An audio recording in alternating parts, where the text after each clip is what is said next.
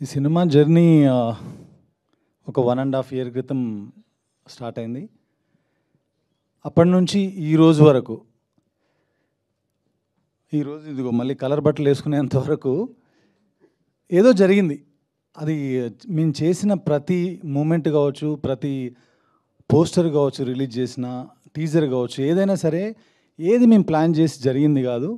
అది దానంతట అది జరిగింది, అలా జరుగుతూ వచ్చింది. ఇదిగో ఇప్పుడు ఇక్కడ ఈ నంబర్ చూసేంతవరకు 3 రోజుల్లో. ఏ సినిమా అయినా మనం చేసినప్పుడు మనం ఒకటి అనుకుంటాం, ఇది నా సినిమా. నా సినిమా అని ఇక్కడ ఉన్న వాళ్ళందరూ చెప్పుకుని ఉంటారు. అలా నా అంటే, నా వరకు నా అంటే చాలామంది నాలు కలిస్తే నేను, నా వెనకాల ఉన్న నాల్లో మొట్టమొదటి నా ఆ పరమాత్ముడు, ఆ పరమశివుడు. ఆయన లేకపోతే నాకు ఈ ఐడియా లేదు, ఈ థాట్ లేదు, ఈ జర్నీ లేదు, ఇంతమంది మొహాల్లో ఈ నవ్వు లేదు. ఆ తర్వాత నా నెక్స్ట్ నా మధు గారు. ఐడియా చెప్పగానే మనం చేద్దాం, జాగ్రత్తగా చేద్దాం, జనాలకు రీచ్ అయ్యేలా చేద్దాం, విఎఫ్ఎక్స్ ఉన్నాయన్నారు, ఎంత ఖర్చైనా చేద్దామని వెనకాలే ఉండి వెన్ను తట్టిన మధు గారు. ఆ తర్వాత ఆ విజువల్స్కి అద్భుతమైన బ్యాక్గ్రౌండ్ స్కోర్ ఇచ్చి జనాలకి, ఇందాక అందరు చెప్తున్నారు, మీరు నోటీస్ చేసి ఉంటే ఒక 100-200 గూస్ బంప్స్ అనే వర్డ్స్ విని ఉంటారు మీరు ఇప్పుడు ఈ ప్రెస్ మీట్లో. ఆ గూస్ బంప్స్ అనే పదాలు వీళ్ళందరి నోళ్ళల్లో వచ్చాయంటే వాటన్నిటికీ కారణం అజనీష్ గారు. అజనీష్ గారు, థ్యాంక్ యూ సో మచ్. మీరు లేకపోతే ఈ సౌండ్ లేదు, ఇప్పుడు ఇక్కడ ఈ రీసౌండ్ లేదు. ఆ తర్వాతే సౌందర్ రాజన్, ఆయన ఇంకో నాలో ఉన్న ఆల్మోస్ట్ డెకేడ్ 10 ఏళ్ళ నుంచి పనిచేస్తున్నాం కలిసి. కానీ ఏ రోజు కూడా ఆయన లేకుండా ఏ సినిమా నేను చేయలా. నా సినిమా అనగానే ఆయన ఎప్పుడూ ఆయన ఎఫర్ట్స్ పెట్టకుండా లేరు. సో ఇంత మంచి విజువల్స్కి నేను చెప్తా ముందు ఇప్పుడు స్పీచ్లోనే, ఏ బడ్జెట్లో చేసాం ఈ సినిమా, మీ అందరూ సర్ప్రైజ్ అయ్యే బడ్జెట్లో చేసాం ఈ సినిమా. సో దానికి నాకు ముఖ్యమైన సపోర్టు సౌందర్ రాజన్, ఆయనకు కూడా థ్యాంక్స్. ఆ తర్వాత ఆర్ట్ డైరెక్టర్ రాజీవ్ నాయర్. చూసినవన్నీ మీరు చూసిన సెట్లు కానీ, టెంపుల్ సెట్ కానీ ఏదైనా సరే మాకున్న లిమిటేషన్స్లో అద్భుతంగా వేసి మాకు ఇచ్చారు రాజీవ్ గారు. మీరు లేకపోతే ఈ సినిమా ఇంత అద్భుతంగా రాదు. అలాగే అవినాష్, ఎడిటర్ అవినాష్, గౌతమ్ రాజు గారి దగ్గర పరిచయం తను నాకేంటో ఎప్పుడు అందరు కొత్త వాళ్ళతో పనిచేస్తూ ఉంటాను. గౌతమ్ రాజు గారి దగ్గర పనిచేస్తున్నప్పుడు ఒకరోజు వాన వాన అనే సాంగ్ ఉంది, రామ్ చరణ్ గారిది, తమన్నది. ఆ సాంగ్ కట్లో తన హెల్ప్ ఉంది.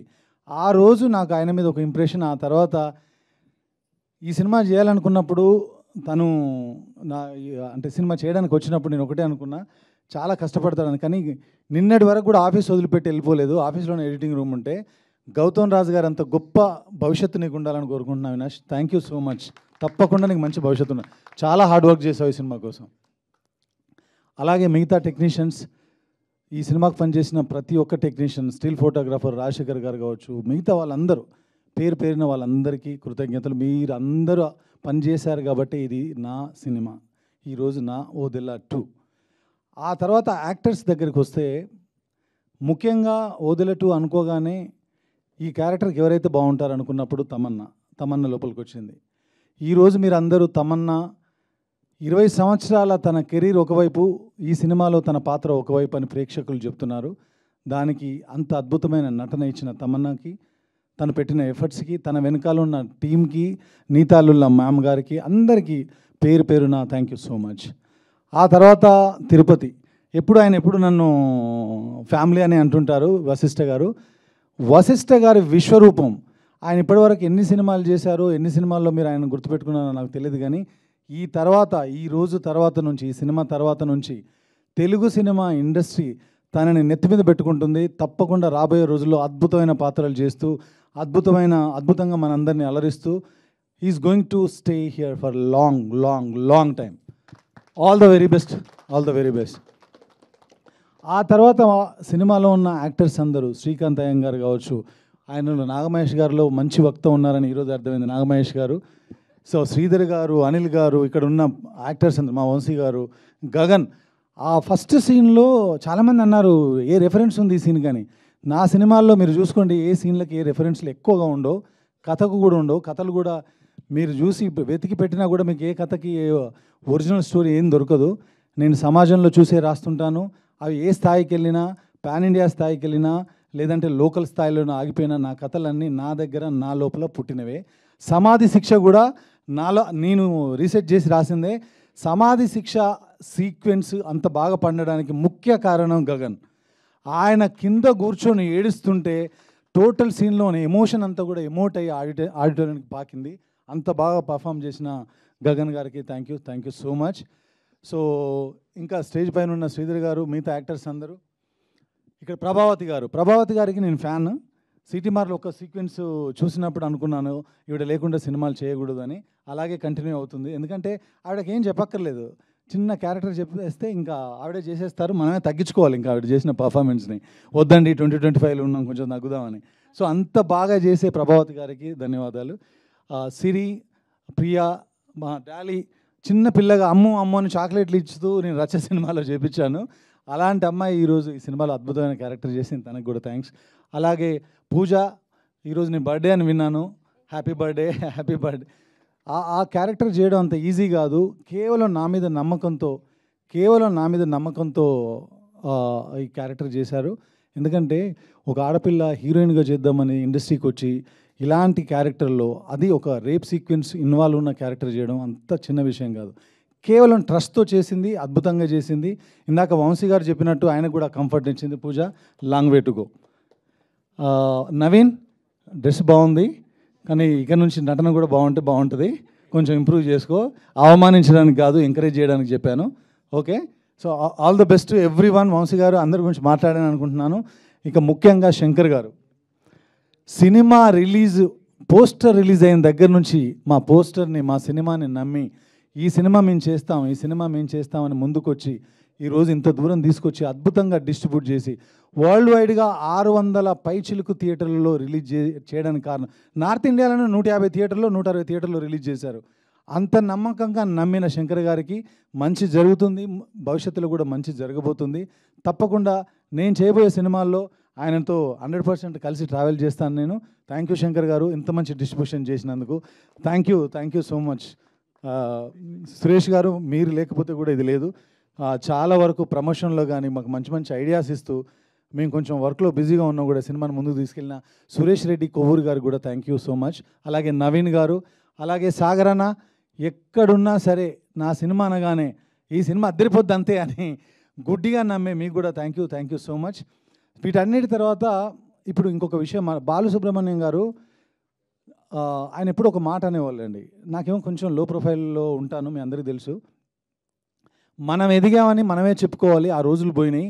మన గురించి పక్కోడు మాట్లాడే రోజులు పోయినాయి. మనం ఎదిగిన విషయం మనమే చెప్పుకోవాలి అనేవాళ్ళు.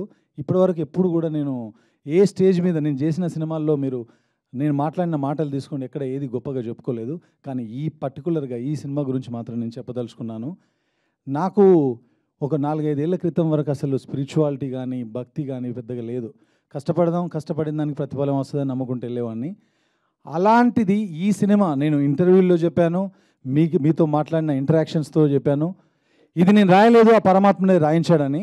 అది ఇప్పటికి కూడా చెప్తున్నాను. ఇది నేను రాసిన కథ కాదు, నాకు సాధ్యమయ్యే కథ కాదు. నేను నమశివాయ అంటే మీకు తెలియదు అన్నారు, నాకు కూడా తెలియదు ఇది ఈ సినిమా స్టార్ట్ చేసేంతవరకు. సో ప్రతిదీ రీసెర్చ్ చేసి చదువుకొని తెలుసుకొని రాసి ఈరోజు ప్రతి ఒక్కరూ ఆ నంది కనిపించినప్పుడు కానీ, ఆ శివుడు కనిపించినప్పుడు కానీ, వాళ్ళు పడిన వాళ్ళ స్పెషల్గా వాళ్ళు ఎక్స్పీరియన్స్ చేసిన ఎక్స్పీరియన్స్ని నాకు ఫోన్ల ద్వారా మెసేజ్ల ద్వారా కమ్యూనికేట్ చేస్తున్నప్పుడు, శివుడు ఏది చేసినా ఒక కారణం ఉంటుంది, శివుడు ఏది చేసినా దానికి ఒక అర్థం ఉంటుంది. నాలో స్పిరిచువాలిటీని నింపడానికే దేవుడు ఈ సినిమా నా చేతుల ద్వారా జరిగేలా చేశాడు. అందుకేనేమో మా ఊరు నుంచి ఫోన్ చేసి, నిన్నటి వరకు నువ్వు ప్రౌడ్ ఆఫ్ నంది ఫ్యామిలీ అనుకున్నావు, ఇప్పుడు ప్రౌడ్ సన్ ఆఫ్ ఓదెలా అని చెప్తున్నారు. ఈ జీవితానికి ఇంతకంటే నాకు ఏమీ అక్కర్లేదండి. ఒక పుట్టిన ఊరి ప్రజలు, పుట్టిన ఊరి ప్రేక్షకులు మనకు ఫోన్ చేసి ఇంత అప్రిషియేట్ చేయడం అనేది అద్భుతంగా భావిస్తున్నాను, అద్భుతంగా ఫీల్ అవుతున్నాను. కాబట్టి ఈ సినిమా అనేది ఇప్పటికే కాదు, ఎప్పటికీ నా మనసులో, నా హార్ట్లో ఉండిపోయే సినిమా, అద్భుతమైన సినిమా, గొప్ప సినిమా. ఎందుకు ఈ మాటలు చెప్తున్నానంటే, సినిమా చేసినప్పుడు మనం పోలీస్ స్టోరీ చేస్తే 100 సినిమాలు పోలికలు ఉంటాయి, ఓ లా బేస్డ్ సినిమా చేస్తే 100 సినిమాలు ఉంటాయి, ఓ డాక్టర్ బేస్డ్ సినిమాలు చేస్తే 100 పోలికలు ఉంటాయి. పోలికలు లేకుండా సినిమా ఉంది అని నేను చెప్పను, కానీ సినిమా ఉంది మాత్రం అద్భుతంగా. మీరు చూస్తే ఎన్నో కొత్త సీక్వెన్స్లు, సమాధి శిక్ష మాట్లాడుతున్నారు, సైకిల్ గురించి మాట్లాడుతున్నారు, తిరుపతి ఫైవ్ ఎలిమెంట్స్ గురించి మాట్లాడుతున్నారు. క్లైమాక్స్లో ఉన్నటువంటి అద్భుతం 20 నిమిషాలు, ఆ 20 నిమిషాల గురించి మాట్లాడుతున్నారు. దీన్ని స్ప్రెడ్ చేయండి. ఎందుకంటే ఇందాక మా ప్రొడ్యూసర్ కానీ మా వాళ్ళందరూ భయపడినట్టుగా, ఒక సినిమా అయితే మనకున్న ఎనర్జీతోనో శక్తితోనో ఎవరినైనా మనం ఢీకొట్టగలం. మనం ఇక్కడ ఒక సినిమా చేయడానికి రాలేదు. తప్పకుండా ఇంకో 25 ఏళ్ళు 30 ఏళ్ళు సినిమాలు చేయాలని ఆశపడుతున్న వాళ్ళం కాబట్టి మీ ఎవరి గురించి కోపంగానో తప్పుగానో మాట్లాడలేము. I respect each and every one of you. మీ విలువ, మీరు రాసిన వ్యూస్ని, రివ్యూస్ని అన్నిటినీ పాటిస్తూ ముందేమైనా తప్పులుంటే సరిదిద్దుకునే ప్రయత్నం చేస్తాను. కానీ ఒకే ఒక మాట, సినిమాలో ఉన్న మంచిని మాత్రం స్ప్రెడ్ చేయండి. తప్పకుండా ఇది మీరు చేస్తారని ఆశిస్తున్నాను. అలాగే ఇందాక ఒకటి అన్నా, నేను మాట్లాడతానని, ఈ సినిమా బడ్జెట్ మీరు రాసిన బడ్జెట్ కాదు.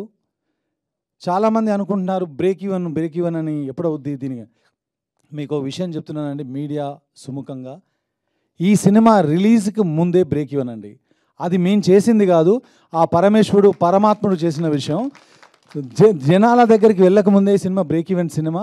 కాబట్టి బ్రేక్ ఈవెన్ గురించి మాట్లాడుకోవాల్సిన అవసరం ఈ సినిమాకు లేదు. మాకు ప్రేక్షకుల రూపంలో ఇచ్చే ప్రతి రూపాయి, వచ్చే ప్రతి రూపాయి కూడా ఆ పరమాత్ముడు మాకు ఇస్తున్నటువంటి ప్రసాదమే, మా మధు గారికి ఇస్తున్నటువంటి ప్రసాదమే. కాబట్టి ఈ సినిమా ఆల్రెడీ సక్సెస్ఫుల్ బాటలో వెళ్తుంది. దానికి ముఖ్య కారణం, మీరు చూసిన వాళ్ళు చాలామంది రాశారు, విజువల్స్ అద్భుతంగా ఉన్నాయి అంటే ఓదెల 2కి ముందు సీజీ, ఓదెల 2 తర్వాత సీజీ అని చెప్పొచ్చు. ఎందుకంటే వాళ్ళ ప్లేస్లో నిల్చొని మాట్లాడుతున్నాను. మేము అతి తక్కువ బడ్జెట్లో 200 మంది పనిచేశారు విఎఫ్ఎక్స్ పైన. కానీ బడ్జెట్ చాలా తక్కువ ఇచ్చినా కానీ కవిత మ్యామ్, అభి గారు, వాళ్ళ ప్రసాద్ ల్యాబ్స్ టీమ్ మా అందరికీ సపోర్ట్ చేసి మీరు చూసిన ఆ విజన్ని, ఆ విజువల్స్ని స్క్రీన్ పైన చూడగలిగారు. ఇంత బడ్జెట్లో ఇది సాధ్యం అయిందంటే కేవలం ప్రసాద్ ల్యాబ్ వల్ల. నా ఫస్ట్ సినిమా నుంచి అన్ని ఇక్కడే చేశాను, ఇప్పుడు ఇది కూడా ఇక్కడే చేశాను. వాళ్ళే కారణం. వాళ్ళందరికీ మరొక్కసారి థ్యాంక్స్ చెప్తున్నాను. అట్లాగే దానిలో ఇన్వాల్వ్ అయినటువంటి ప్రకాష్, వెంకీ, ప్రదీప్, ఇంకా మిగతా వాళ్ళందరికీ కూడా, అలాగే థండర్ స్టూడియోస్ బుజ్జి. ఎందుకంటే ఇక్కడ నేను చెప్పాలి వాళ్ళందరికీ థ్యాంక్స్, చాలా కష్టపడ్డారు. 1 సంవత్సర కాలంలో మీరు చూసినటువంటి ఆ శివుడిని కావచ్చు, నందిని కావచ్చు, ఆ నాగపామును కావచ్చు, వీటన్నిటిని క్రియేట్ చేయడం అంత ఈజీ కాదు. మాకున్న వనరులతో ఎక్కడైనా 1% మీకు ఏమన్నా అనిపించి ఉండొచ్చు, కానీ ఇంత తక్కువ బడ్జెట్లో ఇది అచీవ్ చేయడం అనేది ఇంతకుముందు జరగలేదు, ఇక ముందు కూడా జరిగే ఛాన్సెస్ చాలా తక్కువ. అంత ఎఫర్ట్స్ పెట్టారు వాళ్ళు మా కథను అర్థం చేసుకొని. కాబట్టి వాళ్ళందరికీ మరొకసారి థ్యాంక్స్ చెప్తున్నాను. క్లిక్, ప్రశాంత్ అండ్ పృథ్వీ, వీళ్ళందరూ కూడా అందరి పేర్లు నాకు గుర్తులేవు, బట్ మీ టీం అందరికి మరొకసారి ధన్యవాదాలు. ఈ సినిమా విజువల్స్గా ఇంత బాగా వచ్చిందంటే మీరందరే కారణం.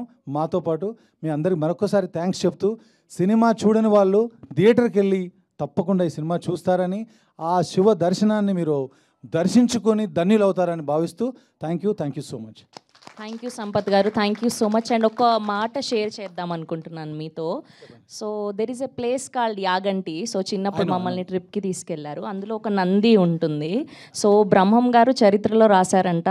సో ఆ నంది ఒక కాజ్ కోసం రంకేసి బయటకు వస్తుంది, మన అందరినీ కాపాడుతుంది అని. సో ఎవ్రీ ఇయర్ అది పెరుగుతూ ఉంటుంది. సో అది ఎప్పుడు జరుగుతుంది అన్నది మాకు తెలియదు, అది జరిగేదాకా మనం ఉంటామా లేదా మాకు తెలీదు. కానీ ఈ సినిమా ద్వారా అది మీరు మాకు చూపించారు. Thank you so much. నాకు అది గుర్తొచ్చింది చిన్నప్పుడు వెళ్ళి చూసి. Thank you so much.